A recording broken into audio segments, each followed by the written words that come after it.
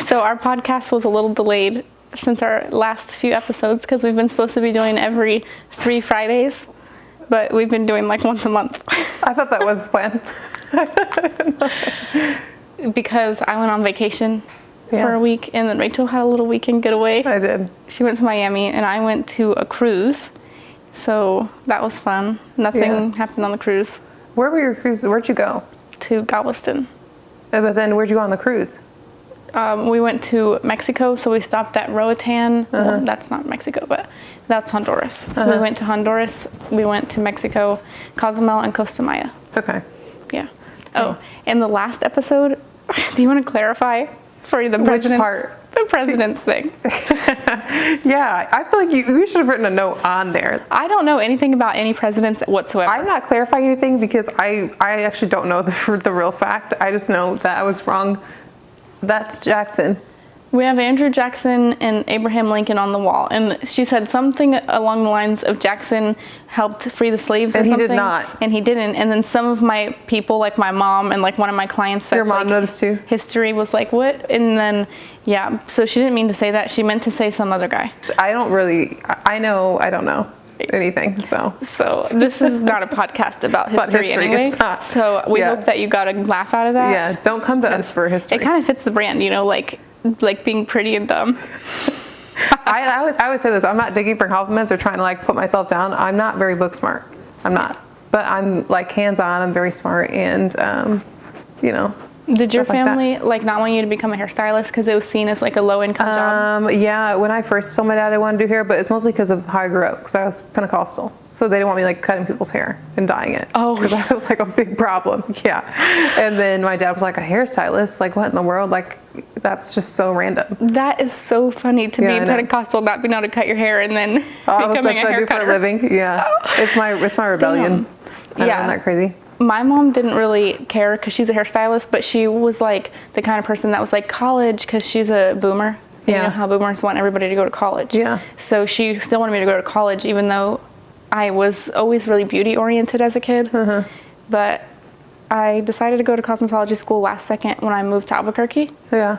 I was going to do college, and then I unenrolled in my classes and then enrolled in cosmetology school. So you did some classes in college? No, it was like the summer. Like I moved down to Albuquerque a little bit before, and I wasn't going to live on campus, so I had already gotten my apartment, and I started a job at Kohl's in like the makeup section. Aww. And then I was like, okay, clearly I need to be a hairstylist if I already am like working in makeup. Yeah. I just know it's my passion. And your mom was doing hair. Yeah.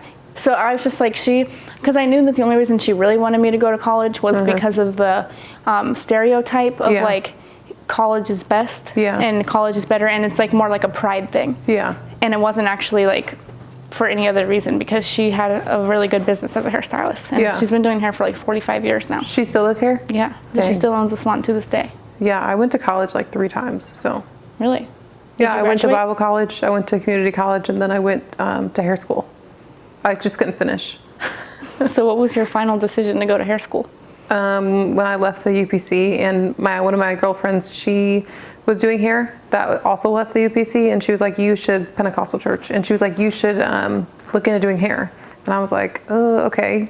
And then I went and toured Aveda, and I was like, oh yeah, I think I could like doing this. And it was only a year.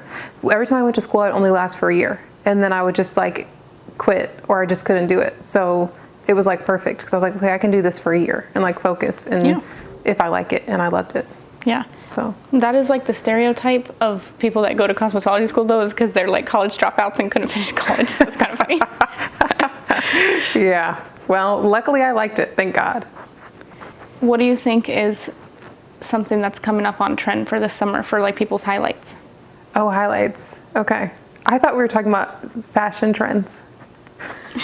Okay. What do you think is happening for people's summer wear? No, let's stick with the highlights. Okay, I think with hair, I think it's just more cohesive. Like, we're done with the money piece. Everything's going to be cohesive and just all, I don't know, maybe I'm wrong, but I feel like it's going to be more like all natural, one color. I totally agree. Yeah, and I think people are going to go, because remember everyone was going dark? I think everyone's done with that though, right? Yeah. Everyone's going to start going back lighter again. I'm probably not. Well, because there was that trend that was like the Hailey Bieber, where everybody was going to that solid color of like just light blonde. People were doing that, and now I feel like that phases over. And then it was like the old money whatever, old money cut, old money color, which was like highlights with a root shadow. Right. And money piece is definitely out of style. Yeah, thank God. So I feel like the trend, I agree, it's going to be like cohesive, like you said. Like people will still get their blonde, but it won't be streaky or chunky or even ombre, really. I think it'll just be like an even placement throughout the whole head of like one shade of highlights. Yeah, which I like. Yeah. Yeah. What do you think was like a trend that you thought was going to be a trend, but actually turned out to be like a classic? With hair? Yeah. I don't know. The let me speak to your manager? That haircut? Yeah.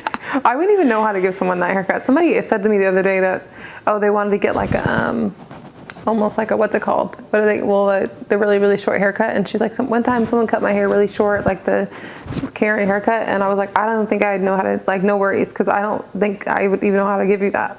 That's hilarious. My mom is like, a lot of her clientele have to let me speak to your manager haircut. So your mom's good at those? Yeah, and I'm a master because I watched her do those cuts, like not only growing up, like but even when I worked at her salon for a year, like the clientele was more the demographic of short haircuts, and like she taught me everything about short haircuts. So now I only do chin length haircuts or below. Yeah. Because I have done all my short haircuts. Yeah, but that's pretty good though, because short haircuts are hard.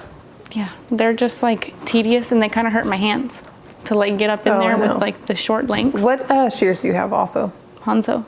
Okay. Yeah. What current products have you been using for like your beauty routine and your like shampoo and stuff? Like what's in your shower? Well, I got the Joico stuff. I think it's like it's in like a red and like grayish. Defy Damage. Yeah, I was using that one, and then the Money Mask. But I have to switch shampoos now because my hair has been so oily. So I don't know if it's like that one, it's like just getting too heavy for my hair because I don't do as many highlights anymore. Oh yeah. So yeah, because I was like, oh my God. And then I tried to wash my hair with it the other day, and my hair was like so oily even after I washed it. So I'm gonna switch. What are you using? K18? I've been using, I use K18 as my staple. And then I also use, I switched over to the Redken color lock one to help it stay in the pink, but the pink is fading so fast. But back to what we just talked about with the oils, like if you have highlights and then you have a certain shampoo and your hair is kind of dry on the top from getting so many highlights all the time, and then you dye your hair a different color or choose to not lighten it as much, then your hair isn't as dry. So you might feel like the heavy conditioners you were using are now too heavy. So if you switch to getting more of like a low maintenance color, or you stop coloring your roots, then you should switch to something a little bit lighter so that you can not have oily hair like Rachel had. So oily. I just didn't think about it until the other day, and I was like, oh, I'm so dumb. Like this is way too heavy, because it's for like not damaged hair. But is the K18 heavy? No. K18 is light, but I think some people will say that the K18 is heavy because they're using too much product. Okay. So for someone with like really long hair, like if your hair is going to your belly button, then you could do like 4 pumps on each side of your hair. If your hair is like above your nipples, then you could do like 3 pumps for your whole hair. And then if your hair is anywhere between your chin length to your collarbone, or like brushing along like the top of your chest, then you should only be using 2 pumps. Yeah. And a lot of times people are using like 8 or 10 pumps just for medium lob length hair. So what do you feel about Olaplex shampoo? Because people said that that's making their hair greasy too. Yeah, well, Olaplex shampoo, some people have had like allergic reactions and stuff to it. Yeah, I know. I'm about to stop using that too. Like I've had some people that said like it was causing like back knee and stuff like that, like because of them rinsing it down their whole body. So it wasn't just on the hair, like maybe they didn't have flakes or anything, but then they noticed like their skin was breaking out more, stuff like that. So that's important too, is like sometimes your shampoo and conditioners can actually break out your face and cause pimples. So that's crazy. So you gotta make sure, if you see like a correlation of pimples all of a sudden because you started using a new shampoo or conditioner, then see if that's it. Yeah. So I've heard of Olaplex causing that, and then they did have that lawsuit for hair loss. Yeah. So I'm almost about to be done with them for that. anytime a company has a lawsuit for hair loss, I usually just cut ties because there's so many products out there that haven't had that issue that I'd rather just use one of them and jump the fence over to the other side. Because Diva Curl had that too. Yeah, I saw that. Isn't that crazy? Diva Curl, Monat, Olaplex. Yeah, I'm not going to take my chances. Yeah, same. Because, they said Diva Curl was like, people's hair was like coming out. Other than that, as far as products, I just love my what's it called? Estee Lauder Double Wear Foundation. Extra coverage is like so much coverage, and it's one of the most high coverage ones like on the market. And I feel like people say full coverage, but it's really not full coverage. And like even Estee Lauder Double Wear Regular is not nearly as much full coverage as the Double Wear Extra Coverage one. So, and I think because it was like on the very bottom of the shelf at Sephora, like I could tell it was like full stock, like nobody knows about it. So if you have acne and you need it to cover, or you want to cover like a tattoo, or you want heavy concealer, or like anything covered, that stuff is just awesome. Yeah, like, I need to look at that stuff just for when I need more, like when I want more full coverage. Because I use the Makeup by Mario. I love it. But a lot of people have told me that it doesn't go on their skin well. Like a lot of people don't like it. And I use the Makeup by Mario, the foundation and the brush, his brush that he has. And I love it. Oh, so in Mexico, I totally forgot about what I was telling the camera last time. I mean, the camera. What is these? What is our clientele called? Our podcast listeners? Our listeners. Our fans? Yeah. Wait, I just made that up. Oh, I just said fans. They kind of are our fans. Yeah, anyway. Hello to our fans. So that's what we're going to call you guys from now on. Our fans. Yeah, all of our fans. Anyway, what was I just saying? You meant to tell our fans this last time. Oh yeah, the avobenzone thing with the sunscreen. Oh yeah. So Bella, my niece that I was on the cruise with, she had brunette extensions. I was gonna say, she's not even blonde. Exactly, and it still turned them copper. So that's like a new breakthrough, everybody. So it doesn't just turn the blonde extensions copper, it can also turn your brunette ones copper. So if you have extensions this summer, you're probably most likely just going to need to get new hair at the end of the summer if you care about being a baddie with blended extensions. Yeah. If you don't care, like Bella, she's just like 20. She's not going to go and spend money on new hair. She'll probably just try to get it out with like Malibu hard water treatment or something. Yeah. But if you want to look like top notch, then realistically, there's no way that you're going to keep your skin protected from sunscreen and also keep it off of your extensions. Like, it's just not going to happen. Yeah. I mean, that's good to know, because I would hate to get mine. I mean, my hair is pretty dark, but I would hate to get mine. You never know. Yeah. Like the slightest tinge of orange, then it throws it off. Like your color won't blend seamlessly. Yeah. And it's always the tips. What happens is it scrapes your shoulders. And shoulders are one of the main places you put sunscreen because it hits the sun first. So that's the problem. But well, I usually will clip my hair up though when I'm at the pool, but I don't want to take my chances. But honestly, I'm going to get new extensions at the end of the summer because these are going to be done. Yeah. Yeah.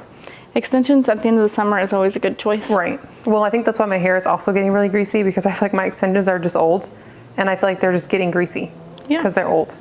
But yeah. Yeah. So also a crazy thing is like I love this La Roche-Posay sunscreen. It's like tinted and it glides on my skin really good. But then how you were saying with the Makeup by Mario, like people's skin just doesn't take it. Yeah. When Bella was putting on the sunscreen, it was balling up. Literally, like, you know how some products will start to ball up? Oh, yeah. So, like, she rubbed it between her hands and put it on. And for me, it makes my skin, like, silky smooth. Isn't that crazy? And hers, it made it ball up. We need to see why that is, though, because one of my friends, she had the same problem with the La Roche-Posay, or whatever, the moisturizer. And then some people are fine, it goes on just fine. But I wonder why some people's skin, maybe because it's more dry. What my theory is why hers balled up and mine doesn't, is because mine is dry, so I can take oils well, and I think the La Roche-Posay sunscreen, and most sunscreen has that like oily slip to it, and I think that her skin, she has combo or no, I don't think she even has combo, I think she has complete oil skin, so when she was rubbing it on, I think the oils were doing like a chemical reaction, and that was what was causing the balling, is her natural oils on the surface of her skin. Yeah, that's wild. And they should also put that on there though, like if you have more skin like that's hers. true. I never even read the bottle. Maybe it says for dry skin.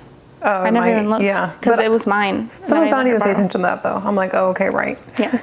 Sure it is. Yeah. So that's one thing. It's like when people take recommendations from influencers and stuff. It's like we're sitting here talking about the the details of the products, and that's why I like our podcast compared to just like an influencer talking about beauty recommendations. Yeah. Because they're not going as in depth to certain things as we're able to. Yeah. So like La Roche-Posay sunscreen, the tinted one for dry skin, is really good. If you have oily skin, it's probably going to ball up, so don't waste your money.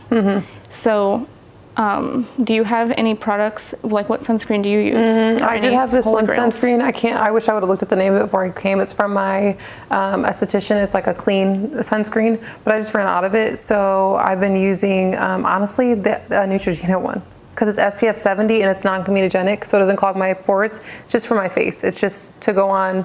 It's high SPF and non-comedogenic. That's all I really want, because I don't want it to clog my pores. I get scared when I go out in the sun, because obviously your face gets hot, and then I feel like all my pores open up, and I feel like if it's not like safe for my skin, I'll break out really bad, and I'm sweating. So I'll use that one, which I don't know how clean that is, but I just know it doesn't break my face out, and that's all I care about. And then what else do I have? Oh, I like the Supergoop one, but I know that one kind of breaks me out sometimes. I just like the way it makes my face look. Have you tried that? It's like it's Supergoop, and it's like a tinted one, so it makes you look like really glowy. But I don't know how well those actually work. I just think it looks pretty on my face. But I would say the Neutrogena one actually works well. Yeah. Yeah. So the actual topic of today's podcast is premature graying and gray hair in general. So here's what I have to say. Book your roots. Yeah. With Emily and Rachel. Yeah. No, every I'm just 4 kidding. weeks. In my opinion, as a hairstylist, you should just dye your hair if you have grays. Yeah. Book an appointment. Yeah. I don't get when people, though, I have so many people be like, I have gray hairs and I don't want to come every 4 to 6 weeks. And I'm like, well, there's nothing, all you can do is gray blending. And I just get frustrated, because I'm like, I am not God. Like, your gray is going to come out in 4 weeks no matter what, like, unless you blend your grays. Oh my God. Have you ever had a customer that comes back in 4 weeks and says they think their color washed out, and you have to explain to them that it actually grew? Yes. Yes. I think people don't get how grays work. I'm like, you have to, every 4 weeks, no matter what. There's no way out of it. This is a bizarre phenomenon. Yeah. Okay. Your hair grows. I just have to be clear here. Yeah. Everybody's hair grows between 1/4 inch a month all the way up to, I'd say, 3/4 of an inch a month. Those people are super fast growers. But at the minimum scale, every 4 weeks, whether you color your hair, you haven't cut your hair, you haven't colored it, you haven't, no matter what, as a human being, your hair is going to grow every single day. So hair color doesn't just wash out on your roots, it grows out on your roots. Obviously, if your hairstylist fucks up and doesn't do your hair right, then that's its own thing. But we're talking about if you have like a reputable stylist that knows what she's doing, your hair is just going to grow. It's not fading. Yeah.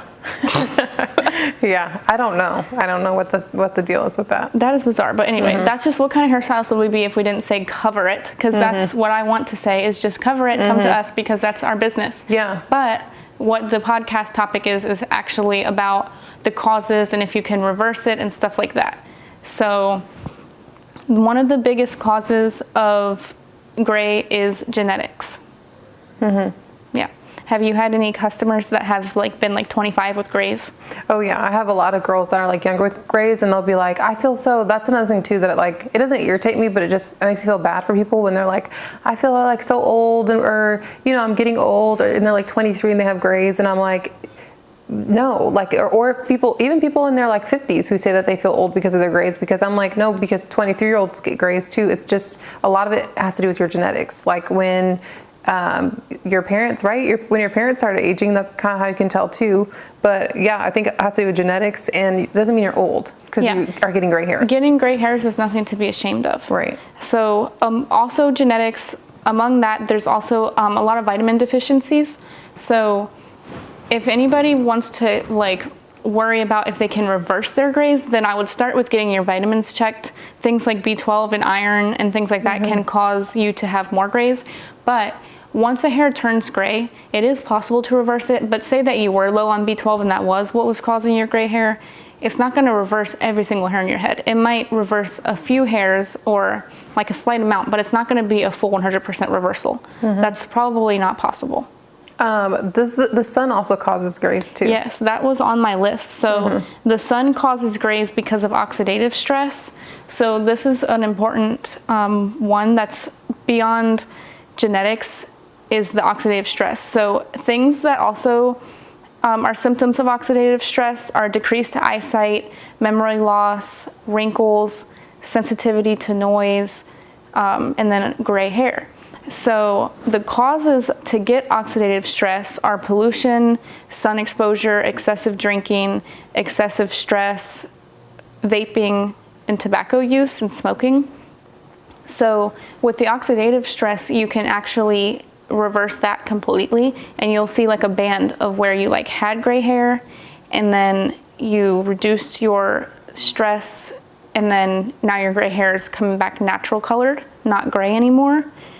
The solution to preventing oxidative stress is to get antioxidants, because that's what an antioxidant is. Oh yeah, that's the blueberry thing. Yeah, like blueberries, like maybe an antioxidant supplement. So it can never hurt to increase your antioxidants, even if gray hair isn't one of your symptoms of oxidative stress. I'm sure other things, like you're always going to be around pollution living in America. So lots of pollution. Get your antioxidants in to even just to not have as many pollutants in your body. Okay, so recently I finished my training with, or my personal training certification, and one of the things I found out was people who lack protein, they tend to turn gray quicker, and they tend to have a lot more grays. So if you make sure you're getting your protein in, that's actually really important. And there's apps like MyFitnessPal or whatever to make sure you're getting it in, because a poor diet is going to lead to grays, which is not fun for anyone. So yeah, I looked into that also, and I found out that you can actually get grays during that period that you are like malnourished, we'll call it malnourished, and the nourish meaning protein specifically. So during that period that you are malnourished, your hair will start to grow gray, and then when you get your nourishment back up and you get more protein in your diet during that new time frame, then your hair will grow back its natural color, and you can be in a cycle of that. So sometimes there might be some truth to when clients come in and say like, oh, it looked like I grew a little bit less grays this time, and then maybe you happen to have more nutrition during that 3-month cycle that you were gone between appointments. So try to hit your protein. Yeah, which honestly, side note, leads me to people stop taking Ozempic, because that's also going to cause, like hearing you say that, I'm like, that's probably why a lot of my clients feel like their grays are coming back sooner. A lot of them are experiencing hair loss that are on it. And now that makes sense to you about that, because you're malnourished. Yeah. You're not eating enough, so you're not getting enough protein and all that stuff. So, I mean, if you need to take it, obviously do your thing. But if you don't, then don't. But yeah, I have had some clients that have had hair loss from Ozempic as well. Yeah, it's not worth it. You need to be eating enough for your body. Yeah, but you know what you could do, back to square one, get the Ozempic and then come get your grays done and get extensions. So then you can have the whole package. Yeah. You can have your goal body and you can have your dream hair just with the right amount of money. We're not the police, okay? Get that Ozempic. Get the grays done. No. Get the extensions. Take care of your body and be healthy and eat enough food. That's wild. That's good. That was funny. Mid-30s is the average age that a person will go gray. So just so everybody has like a scale, if they do want to judge themselves for being gray, because we hear that a lot. People are like, oh, it's too soon for me to be gray, or da-da-da-da-da. It's like a lot of complaining around gray at our jobs. Every single day we hear about gray. So that's why I wanted to put this podcast up, is because like I just want you guys to have some resources. But yeah, mid-30s is the average age for a human to go gray. So take with that information what you will. Yeah. And again, gray is nothing to be ashamed of. It's part of our job. Without people's hair going gray, we wouldn't have as successful of a business, in my opinion, as hairstylists. Yeah, probably the most, I mean, I do a lot of highlights, but I have a lot of gray. Gray people. I think every hairstylist, like the old generation of hairstylists would call it bread and butter. Yeah. Like that term icks me. I think probably because I'm Gen Z, but like it's not bread and butter. I know, I used to hear that a lot. I don't even know what the fuck bread and butter is. They would call it bread and butter, that and haircuts too. Let me tell you what bread and butter is gonna do. Make you not have enough protein. Yeah. And you're gonna get and a bunch of carbs, and then you will gain weight. Bread and butter is not what you need to be eating unless you're on vacation. So yeah, some grays are reversible. So we'll just recap this now.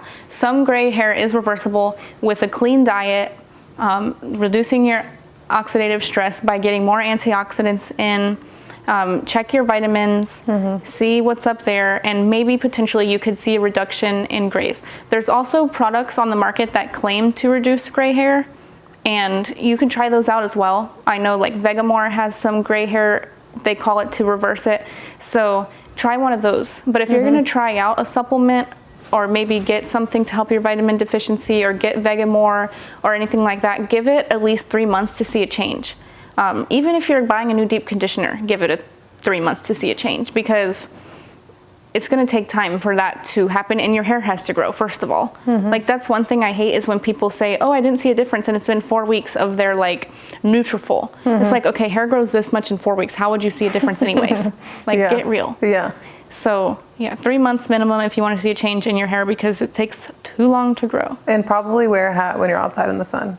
Yeah, wearing a hat. There's also UV protectants for hair as well. Like, don't put sunscreen on your hair. We already made that clear a second ago.